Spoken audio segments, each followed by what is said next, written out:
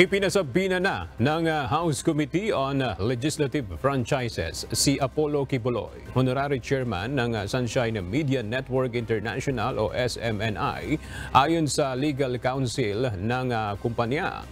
Ito ay upang dumalo sa susunod na pagdinig ng komite. Absent si Quiboloy sa hearing ng Kamara ukol sa mga reklamo at panukalang revocation sa franchise ng istasyon dahil sa mga paglabag sa probisyon ng prangkisa nito. I would like to remind Attorney Tolentino to please advise your principal, Pastor Quiboloy, to attend the next hearing because this committee has already previously issued a subpoena. Failure on his part to appear during the next hearing, this committee might be constrained to issue a contempt order to him. So paki-advise na lang po para hindi na tayo dumating doon.